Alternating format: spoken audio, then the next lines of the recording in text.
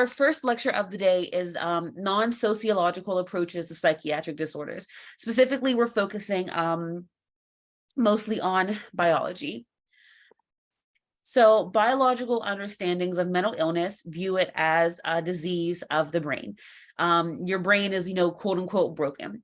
So we know that medication is helpful, but medication doesn't tell us the underlying causes. Medication helps with symptoms. And so I'm not going to say that, people just shouldn't take medication. No, medication helps. But just because something helps doesn't mean that it's necessarily, it doesn't reveal the root cause. And so if we think about the David Karp reading that you guys did last week, one of the things that David said was like saying that, medication, fixes up the problem. It's kind of like saying that like drinking alcohol, fixes a problem if you're like, craving a drink or something like that. And so like, yeah, medication can help, but it's not like, it doesn't get at the root issue. They're treating symptoms. And it doesn't help for everybody. But if you think about a psychiatrist, one of the things that you are told to kind of expect if you're getting a psychiatrist is that you're going to have to try different meds. You're going to be expected to be okay with being weaned off of meds, with trying different dosages. And so if you think about it, it's always a toss-up. There are tests that will, that will tell you, which medication is good for somebody with your condition, with your chemistry. And the reason we have tests like this is because everybody reacts differently. What works for one person won't work for another person. And so at this point, we see that like trying different cocktails of medication is really a hallmark of seeking help. We know that there is a hereditary component, but genetics and biology can't explain everything. And so from a bio perspective, again, psychiatric disorders are diseases of the body, and the brain is of the body. And so the goal then from a biological perspective is understanding how brain dysfunction can relate to, can cause psychiatric disorders. Now, there's no neurobiological markers that actually define psychiatric disorders. This diagnoses are defined by symptoms that cluster. Diagnoses aren't, there's not a depression gene in the brain. There's not a borderline, neurotransmitter, for example. The DSM in psychiatry are unique in that the diagnoses are based off of a cluster of symptoms rather than, an identifiable specific gene or cause. So how can the brain break? Pathology can exist in the brain. So brain connections, synapses, and white matter can be disrupted, chemical imbalances, proteins not synthesizing correctly, mutated genes. And so people who are interested in brain dysfunction or in the biological perspective of psychiatric disorders would be interested in brain dysfunction. If any of these are interesting to you, let me know. I could go in more detail about them on another day, but this just gives you an overview, and that's as far in as I'm going to go with this. I'm going to talk a bit about the brain. Again, I'm not going to do a ton on this. I'm just going to give you enough to have a solid enough footing to move forward in the course, keeping in mind I can always elaborate later. And your readings are great. Your readings are great for this. The ones I assigned, they're good. So you can also refer back to those. So we have the forebrain, midbrain, hindbrain. So forebrain is more uniquely human functions, thought, speech, emotion. We have midbrain, which is, sleep, alertness, and pain. And then hindbrain is things like respiration and, and heart rate. And so the forebrain is the part of the brain that psychiatrists are most concerned with. And so we have 4 different lobes, and you guys have probably heard of these at some point. We have, the frontal lobe, which is thinking, feeling, imagining, decision-making, the parietal lobe, bodily sensations, occipital lobe, visual, and then temporal, audio to auditory processing.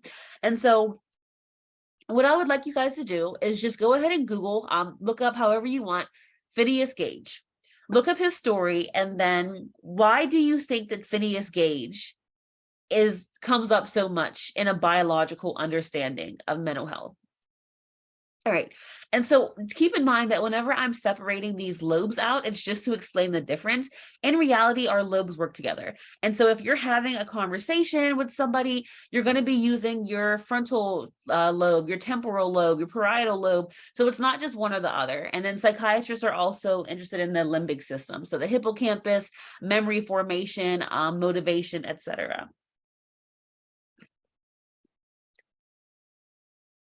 So, excuse me.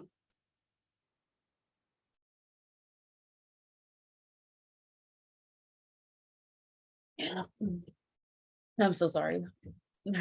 It's rough. Um, there is proof that there's evidence, I should say, that there are genetic components. And so if you have schizophrenic family members, you are also likely or more likely than someone who doesn't have schizophrenic family members for you to also have schizophrenia. However, we don't know why it runs in the family. And so when we're saying, it's genetic, think of it as like it's more descriptive. But saying that it's genetic doesn't necessarily explain where it came from, because how did it become genetic in the first place? That we don't know. And so what's one thing that's popular are twin studies and adoption studies. And so what has been found is that there are three general categories. There are genetic factors, which twins share, shared environmental factors, such as having the same socioeconomic status. If you're twins and you're raised in the same home, then if your parents are poor, you're both going to be, you're both going to be poor. If, your parent is abusive, then you're probably both being abused. And so whenever we say things like, well, the fact that, two twins both have depression is clear proof that, depression is genetic. Well, keep in mind that twins and family members often share the same social circumstance. And as we've talked about, social circumstance impacts mental health. There are unique environmental factors that siblings don't share. And so having different friend groups, freak accidents. And so with twins, it's interesting because, again, on one end, there are shared genes. We do know that. But there are also shared social circumstance. And there are things that twins have differently. And so looking at mental health among twins and among adoptees can be an interesting way to think about this. And if we think about like depression, again, depression runs in families, but so does, poverty. So can we say it's genetic or is it circumstance? That's the kind of things we still don't know. I'm going to move forward. So twin and adoption studies, they provide compelling evidence for a genetic component. It's strong grounds to reject a completely environmental position. So it tells us that there's both, though, because, again, we have these shared factors, but also we have, we have genetics as well. And so there's a genetic component, but we don't know what that genetic component is. So we are at a point where we may be approaching a genuine understanding that mental illness is complex. And so whenever I teach this class in the regular academic year, it's taught in a lecture hall and it's always full. And I'm not saying that's a testament to me as a professor. I think it's an interest in the field. And there are multiple sections. So there are hundreds of people enrolled in sociology of mental illness any given semester. And so that's just proof that people are trying to understand more and more. We know more about the brain, we know more about genetics, but there are just more. Again, this is what I say, like, it's not that it's biology or sociology or psychology. We really do need them all because the cause of psychiatric disorders is really not straightforward. We have a long way to go. So sociology can help us predict and analyze rates of a mental illness. And genetics can help us understand who is most susceptible to that illness. And so if you there's no depression gene, there's no schizophrenic gene. Yet we find that there is a genetic component. And so we don't fully understand. We can look at cohort studies. And so the fact that, millennials, self-report social anxiety more than baby boomers, for example. That's helpful. There's not really a genetic component, but again, there's shared environmental factors, shared, trauma, history, etc.